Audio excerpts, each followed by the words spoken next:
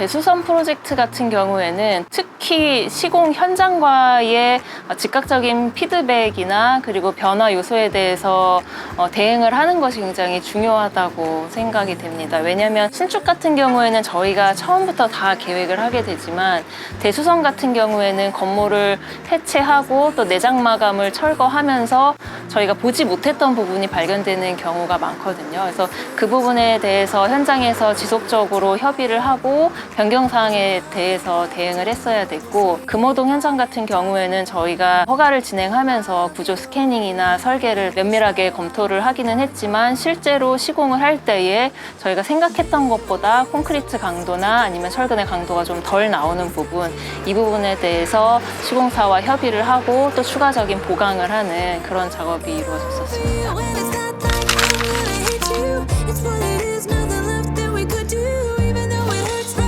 본격적인 작업에 들어가기 전 시공되어 있던 시스템 비계를 점검 후 테라스 중축 부분 마무리 작업을 진행해 줍니다. 시스템 비계 위치 점검 후 바로 작업을 진행해 줍니다. 전동 호이스트를 사용해 전면부 테라스 중축 부분에 마무리 작업을 진행해 줍니다. 호이스트를 사용해 TS 볼트가 들어갈 구멍에 위치를 확인해 주면서 작업을 진행해 주고,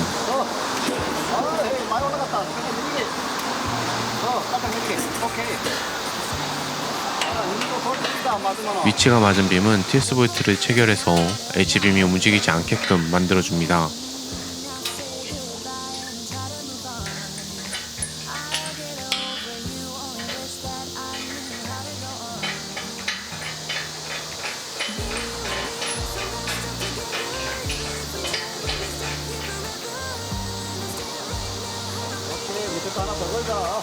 한쪽에 볼트를 체결하고 난 후 반대편에 TS 볼트를 체결해 고정 작업을 진행해주고, 체결된 TS 볼트는 쉐어렌치를 사용해 고정 작업을 진행해줍니다.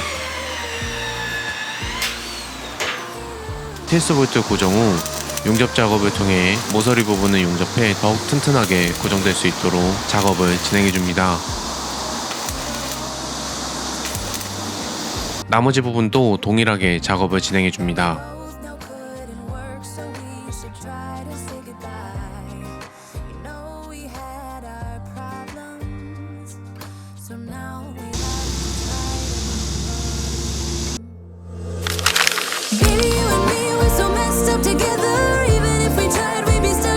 테라스 부분 중축 작업이 마무리되고 난 후 기존에 시공되어 있던 시스템 비계의 발판을 잠시 다른 곳으로 덜어놓고 엘리베이터실 작업을 진행해줍니다. 엘리베이터실에 기둥이 될 H빔을 시스템 비계 사이로 넣어 하단부에 미리 시공되어 있던 베이스판 위에 안착시켜줍니다.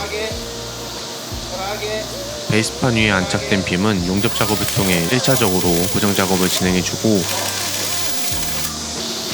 이후 반대편 기둥빔도 동일하게 용접 작업을 통해 고정 작업을 진행해주고, 베이스판에 안착해서 세워진 빔은 수평대를 사용해 시공된 기둥 H빔의 수평과 수직을 확인해주는 작업을 진행해주고 나면 엘리베이터실 기둥 작업은 전부 마무리됩니다.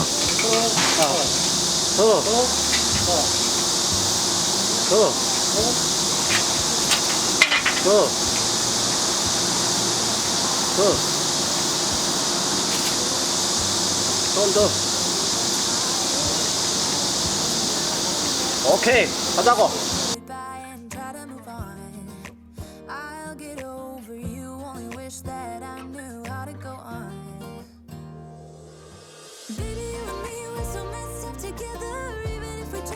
수선에 대해서 먼저 예비 건축주분들이 좀 많이 궁금해 하실 것 같아서 그 부분에 대해서 좀 설명을 드릴게요. 일단 대수선이라고 하면 많은 분들이 신축에 비해서 굉장히 저렴할 거다라고 생각을 하시는데 사실 그렇지는 않습니다. 물론 신축에 비해서 저렴하기는 하지만 신축 비용의 뭐 50% 이렇게 되는 건 아니고요.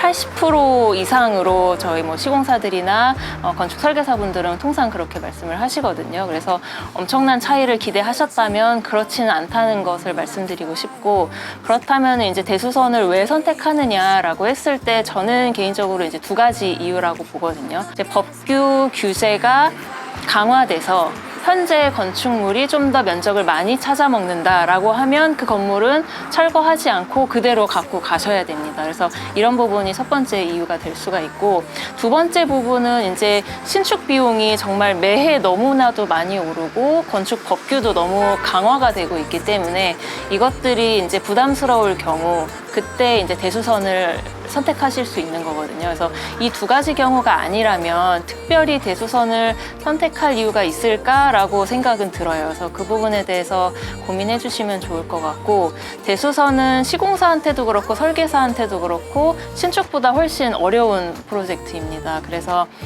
계약하고 설계 단계에서부터 시공사와 함께 협업이 이루어지면 좋은 프로젝트거든요. 건물을 매입하시거나 가지고 계셨을 때 이 건물 그대로는 건물이 어떻게 생겼는지 알 수가 없어요. 그래서 설계 단계에서부터, 그러니까 시공이 들어가기 전에 1차로 한번 내장 마감을 철거하는 과정은 거치셔야 됩니다. 그래야 그 건물의 구조가 어떤지 설계사들에서 스캐닝을 할 수가 있기 때문에 그 부분을 알고 접근해 주시면 조금 더 수월하지 않을까 생각이 듭니다. 다음 작업으로 엘리베이터실 오버헤드 부분을 작업해줍니다. 미리 제작해놓은 H빔을 시공해놓은 기둥 부분 위쪽으로 조립하는 형태로 작업이 진행됩니다. 크레인을 사용해 H빔을 시공될 위치까지 옮겨주고 작업자들이 공중에 떠있는 H빔을 받아 조립을 진행합니다. 홈 사이로 H빔을 넣어주고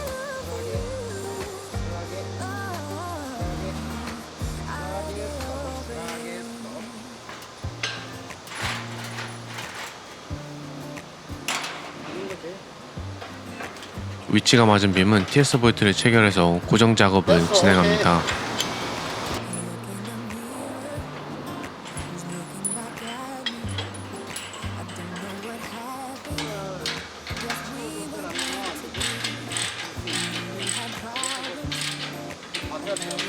TS 볼트를 사용해 H빔을 고정시켜주고 난 후 미리 재단해 놓은 오버헤드 부분에 보가될 부분을 시공합니다. 이번에도 동일하게 크레인을 사용해 작업을 진행해주고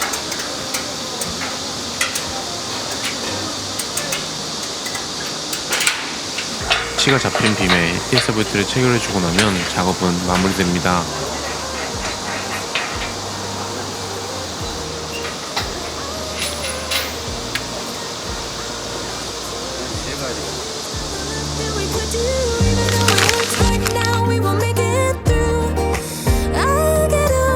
신축을 계획하고 계신 분들이라면 저는 한 해라도 빨리 착수하시는 게 좋다고 생각은 하고 있어요. 왜냐면 저희도 설계사무소고 저도 계속 건축 설계를 하고 있지만 매년 건축 법규와 시공비 이슈가 커지고 있는 것을 알기 때문에 고민하고 계신다면 최대한 빨리 하시는 게 좋다고 생각이 들고, 디자인적으로 가장 중요한 부분은 이 건물을 내가 사용할 건물인지 임대를 줄 것인지 아니면 사용하신다고 하면 집으로 쓸 것인지 사무실 용도로 쓸 것인지 그 용도가 명확해야 그것에 따라서 디자인이 도출될 수가 있거든요. 예를 들어서 단기적으로 매매를 하실 분들 같은 경우에는 너무 내 취향을 담거나 너무 튀는 건물을 했을 때는 조금 어려우실 수도 있어요. 그렇지만 내 집으로 사용하는 거다라고 하면 물론 당연히 내 취향이 듬뿍 들어간 집을 만들어야 하는 것이기 때문에 사용 용도나 앞으로 어떻게 이 건물을 계획을 하고 나의 포트폴리오로 만들어 나갈 건지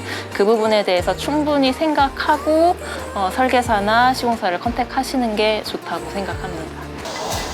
이후 추가 작업으로 형태 목수분들의 작업이 이어집니다. 버림 타설 작업을 진행하기 전 콘크리트가 들어갈 수 있게끔 틀을 잡아줍니다.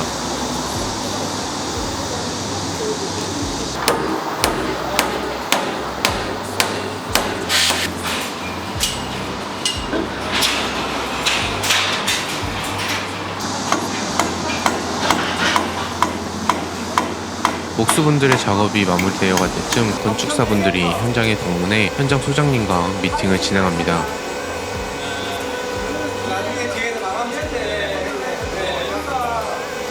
이게 이렇게 뽑아야 되잖아요, 그죠? 네, 맞아요. 밑에 층에. 네. 그럼 이게 이만큼 나다는 얘기, 이게 다 빼고 최소 빼고지면 내려와야 돼. 네네.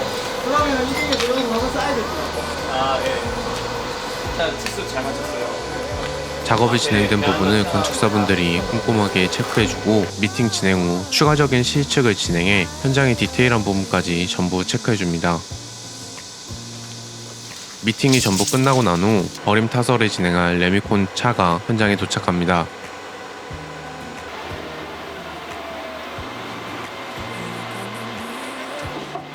미리 시공해 놓은 형틀 위에 콘크리트 버림 타설을 진행합니다. 버림 타설을 진행한 콘크리트는 바이브레이트를 사용해 평탄화 작업을 진행해주고,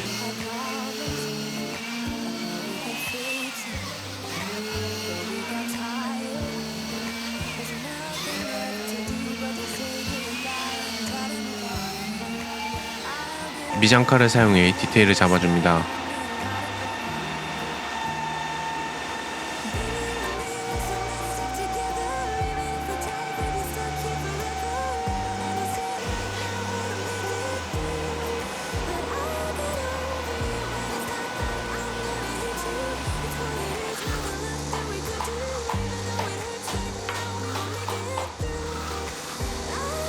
버림 타설 작업을 진행한 이후 배관 작업, 벽돌 작업, 각 파이프를 사용한 잡철 작업까지 진행이 되는 걸 확인했었습니다. 재밌게 보셨으면 영상에 좋아요와 구독 눌러주시면 영상을 만드는 데 큰 도움이 됩니다. 제가 준비한 영상 여기까지고요. 오늘도 구독해주신 3,180명의 구독자분들께 감사드리며 저는 다음번 영상으로 최대한 빨리 찾아뵙도록 하겠습니다. 오늘도 시청해주셔서 감사합니다.